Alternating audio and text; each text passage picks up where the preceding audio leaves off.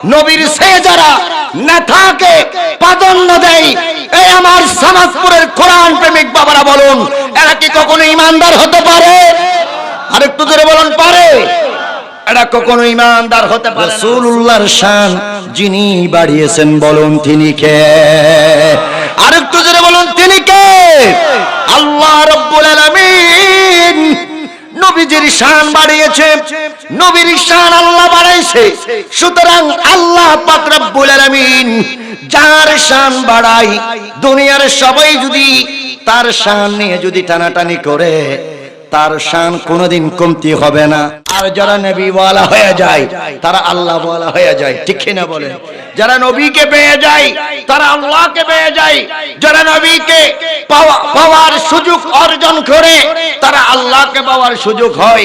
যারা নবীকে পেয়ে যায়, তারা জাহান্নাম থেকে বেঁচে জান্নাতি হয়ে যায়, ঠিক কি না বলেন? নজরুল ইসলাম নবীকে চিনেছেন, অথচ আমাদের বর্তমান সময়ে এমন কিছু হুজুর রয়েছে যারা নবীকে চিনতে পারে না, নবীর শানে বেয়াদবি করে, নবীকে অপমান করলে তাদের কোনো কিছু আসে যায় না। তাদের কাছে তাদের নেতা বড়। নবীর আল্লাহকে যদি পেতে চাই, নবীকে পেতে হবে। আল্লাহকে যদি রাজি করতে হয়, নবীকে রাজি করতে হবে। জান্নাত যদি পেতে চান, নবীকে পেতে হবে। আপনি কি মনে করেন জান্নাত এটা নবী যতক্ষণ পর্যন্ত বলবে না, ততক্ষণ পর্যন্ত আপনি আমি জান্নাতে যেতে পারবো না? সুবহানাল্লাহ কোন? কারণ জান্নাত আল্লাহ বানিয়েছেন, বানিয়ে আমার নবীকে তুলে দিয়েছেন। সুবহানাল্লাহ।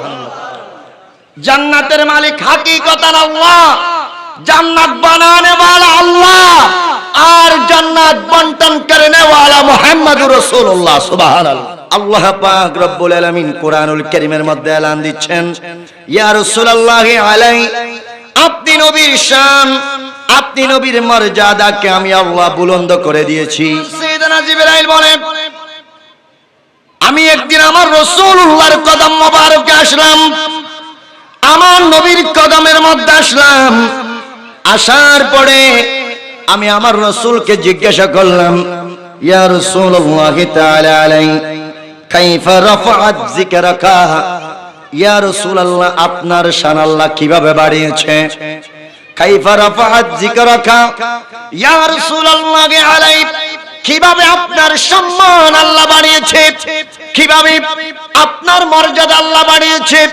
জিজ্ঞাসা করতে দেরি আল্লাহর প্যারা হাবিব হাদিসে মুবারাকার মধ্যে বলেন, ক্বালা আল্লাহু আ'লামু, আমার শান আল্লাহ কতটুকু বাড়িয়েছে, আমার শান কিভাবে বাড়িয়েছে, কতটুকু বাড়িয়েছে, সেটা আমি বলবো না, সেটা আল্লাহু আ'লামু, আল্লাহ রাব্বুল আলামিন ভালো জানে, যিনি আমার শান বাড়িয়েছে। যেরকম সুবহানাল্লাহ।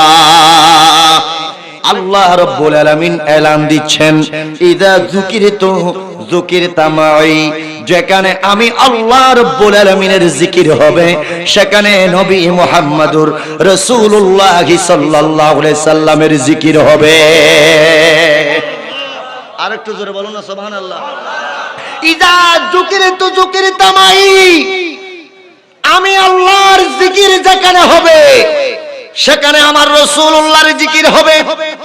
আমার জিকির পৃথিবীর জমিনের মধ্যে আমার কোরআন প্রেমিক বাবারা, সমাজপুরের আশিক রাসূল ভাইয়ারা, পৃথিবীর জমিনের মধ্যে নয়, গোটা বিশ্বের মধ্যে নয়, আল্লাহর সৃষ্টির মধ্যে যেই জায়গার মধ্যে আল্লাহ পাক রব্বুল আলামিনের জিকির হয়, সেখানে নবী মুহাম্মদুর রাসূলুল্লাহ সাল্লাল্লাহু আলাইহি সাল্লামের জিকির হয়। আমল করেছেন রাসূলুল্লাহ সাল্লাল্লাহু আলাইহি সাল্লামের হাদিসে পাকের উপর আমল করেছেন, লা ইউমিনু আহাদুকুম হাত্তা আকুনা হাব্বা ইলাইহি মিন ওয়ালিদিহি ওয়া ওয়ালাদিহি ওয়ান নাসি আজমাইন। সুবহানাল্লাহ।